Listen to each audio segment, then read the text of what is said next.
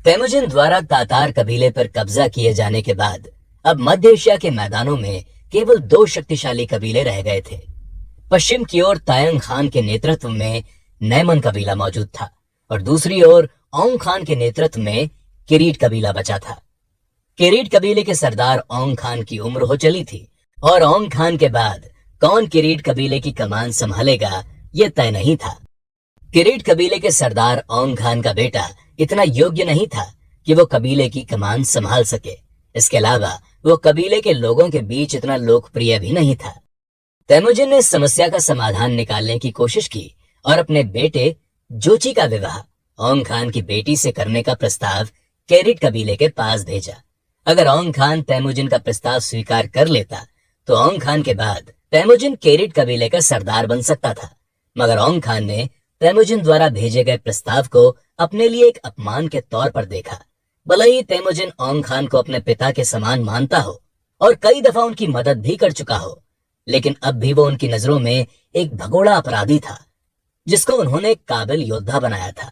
औंग खान के बेटे ने भी तेमुजिन के इस प्रस्ताव पर कड़ा विरोध जताया और अपने पिता से कहा कि वो तेमुजिन के प्रस्ताव को ठुकरा दे, और औंग खान ने भी ऐसा ही किया।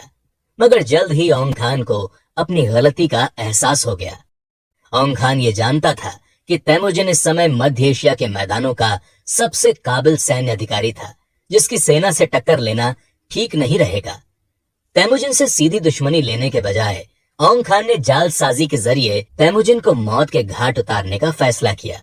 औंग खान ने तेमुजिन को दोबारा एक संदेश भिजवाया और कहा कि उन्होंने अपना मन बदल लिया है और वो अपनी बेटी की शादी तेमुजिन के बेटे के साथ करने के लिए तैयार है।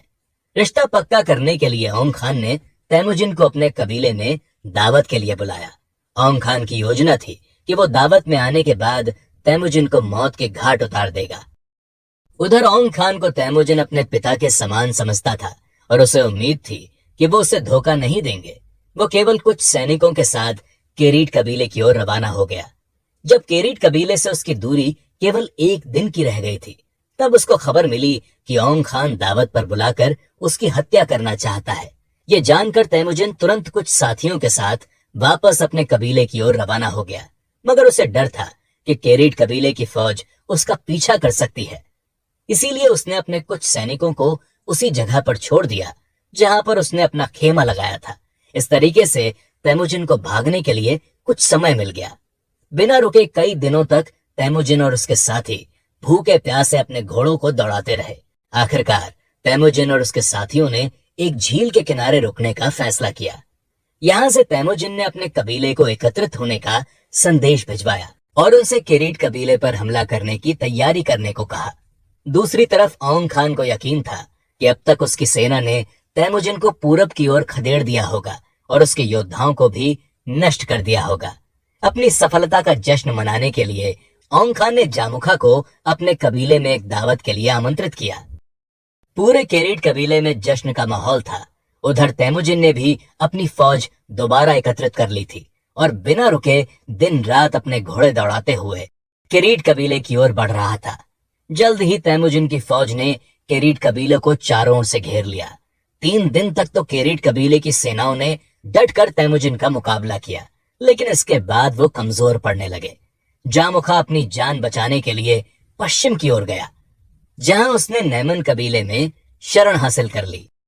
वहीं दूसरी ओर किरीट कबीले के सरदार औंग खान ने भी अपनी जान बचाने के लिए नैमन कबीले की ओर जाने की कोशिश की, मगर नैमन कबीले की सीमा तक पहुंचते पहुंचते उसके पास कोई भी सैनिक जिंदा नहीं बचा था। नैमन कबीले की सीमा पर पहुंचकर जब उसने भीतर घुसने की कोशिश की तो सीमा पर खड़े सैनिक ने इस बात पर यकीन ही नहीं किया कि फकीरों के जैसा दिखने वाला एक कमजोर बूढ़ा आदमी किरीट कबीले का सरदार हो सकता है। झूठ बोलने का आरोप लगाकर सीमा पर खड़े सैनिक ने औंग खान की हत्या कर दी। तेमुजिन अब मध्य एशिया के मैदानी कबीलों की सबसे बड़ी शक्तियों में से एक बन चुका था।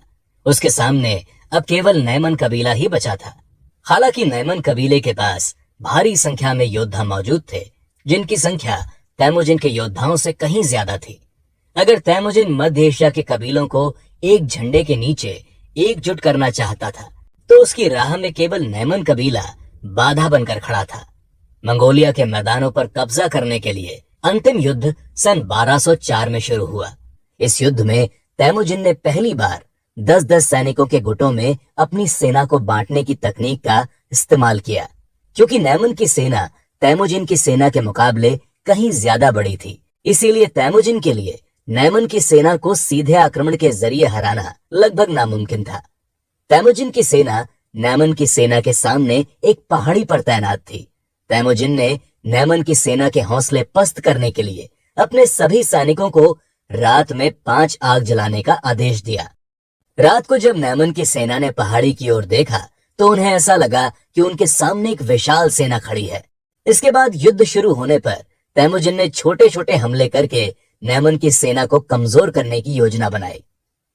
तैमुजिन ने सुबह का सूरज निकलने से पहले अपने 10-10 सैनिकों का झुंड भेजकर नैमन की सेना पर हमला शुरू कर दिया। इन हमलों से नैमन की सेना लगातार कमजोर पड़ती गई। इस युद्ध में तैमुजिन ने पारंपरिक तकनीकों और अपने नए तरीकों का एक गठजोड़ बनाकर इस्तेमाल किया। तैमुजिन के सैनिकों को इस पर इतना ज्यादा भरोसा था कि उनके बीच एक कहावत मशहूर हो गई थी कि अगर तैमुजिन उन्हें आग के बीच भी लड़ने के लिए भेजेगा तो वो बिना सोचे समझे आग में उतर सकते थे। तैमुजिन के सैनिकों की वफादारी और उनकी तकनीकें आखिरकार नैमन की विशाल सेना पर भारी पड़ी और तैमुजिन ने नैमन कबीले को अपने कब्जे में ले लिया। नैमन कबीले के सरदार तयांग खान को मौत के घाट उतार दिया गया, लेकिन जामुखा एक बार फिर से जंगलों में भागने में सफल रहा। मगर अब जामुखा को शरण देने के लिए मध्य एशिया के मैदानों में कोई भी ताकतवर कबीला नहीं बचा था। तैमुजिन मंगोलिया का सबसे ताकतवर सरदार बन चुका था, जिसके बाद सभी कबीले उसी के नेतृत्व में रहने लगे। सन 1205 में जंगलों में भटक रहे जामुखा और उसके साथी कहीं भी शरण ढूंढने में सफल नहीं हो पाए। आखिरकार जामुखा के साथी हताश हो गए और उनको जामुखा पर भरोसा नहीं रहा। तब जामुखा के साथियों ने उसका अपहरण करके उसे तैमुजिन के सामने पेश कर दिया। 20 सालों की लड़ाई के बाद भी जामुखा के लिए तैमुजिन के मन में इज्जत बनी हुई थी। तैमुजिन ने सबसे पहले जामुखा के उन साथियों को मौत के घाट उतार दिया जिन्होंने उसके साथ गद्दारी की थी। इसके बाद तैमुजिन ने जामुखा की तरफ एक बार फिर से दोस्ती का हाथ बढ़ाया और उससे वफादारी की कस्में खाने के लिए कहा। जामुखा ने तैमुजिन की माफी को ठुकराते हुए कहा कि तैमुजिन अकेला ही इस दुनिया के लिए काफी है और उसे जामुखा की जरूरत नहीं पड़ेगी। हालांकि जामुखा ने तैमुजिन से एक इज्जतदार मौत मांगी और कहा कि अगर तैमुजिन उसे एक इज्जत की मौत देता है तो उसकी आत्मा तैमुजिन और उसके आने वाले वंश की हमेशा रक्षा करेगी। तैमुजिन ने ठीक ऐसा ही किया और जामुखा को एक इज्जतदार मौत दी। इसके बाद उसने उसकी अस्थियों को एक ऊंची पहाड़ी पर रखवा दिया। जामुखा की मौत के साथ अब तैमुजिन का विरोध करने वाला कोई भी मंगोल कबीला नहीं बचा था। मंगोलिया के सभी कबीले अब तैमुजिन को अपना सरदार मान चुके थे। दक्षिण में रेगिस्तान से लेकर उत्तर में आर्कटिक टुंड्रा तक और पूर्व में मंचूरिया के जंगलों से लेकर पश्चिम में अल्टाई पहाड़ों तक सारी जमीनों का मालिक तैमुजिन था। सन 1206 में तैमुजिन ने ओनोन नदी के पास बने पवित्र बुरखान खल्दुन पर एक पारंपरिक मंगोल बैठक बुलाई। ये बैठक शायद मध्य एशिया के मैदानों के इतिहास की सबसे महत्वपूर्ण बैठक थी।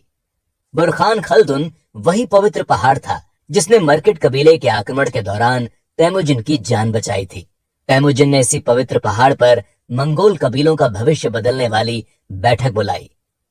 तैमुजिन अब केवल किसी एक कबीले का सरदार नहीं था, बल्कि वो मध्य एशिया के सभी मंगोल कबीलों का सरदार बन चुका था। इस बैठक के दौरान तैमुजिन ने अपने साम्राज्य को एक नया नाम देते हुए अपने नेतृत्व में रह रहे सभी लोगों को महान मंगोलिया राज्य का नागरिक घोषित किया। वहीं तैमुजिन ने गुर खान और तयांग खान जैसे पारंपरिक नाम की उपाधि लेने से मना कर दिया। उसने अपने नए नाम के तौर पर चंगेज खान का चुनाव किया। मंगोल भाषा में इस शब्द का अर्थ ताकतवर और बेखौफ माना जाता है। चंगेज खान अब आधुनिक पश्चिमी यूरोप के बराबर आकार के साम्राज्य का मालिक बन चुका था, लेकिन बाहरी दुनिया ने इस पर अधिक ध्यान नहीं दिया। घोड़े, भेड़ों और जानवरों पर लड़ाई करने वाले कबीलाई लोगों पर उस वक्त तक बाहरी दुनिया ध्यान नहीं देती थी, लेकिन अब इस कबीलाई दुनिया का नया सरदार पूरी दुनिया को बदलने वाला था। मंगोलिया को एकजुट करने के बाद अब चंगेज खान की नजरें बाहरी दुनिया पर टिक गई थी। तो चलिए हमारे अगले एपिसोड की ओर, जिसमें हम ये जानेंगे कि चंगेज खान ने कैसे बाहरी दुनिया पर कब्जा जमाने की शुरुआत की और महान मंगोल साम्राज्य की नींव रखी।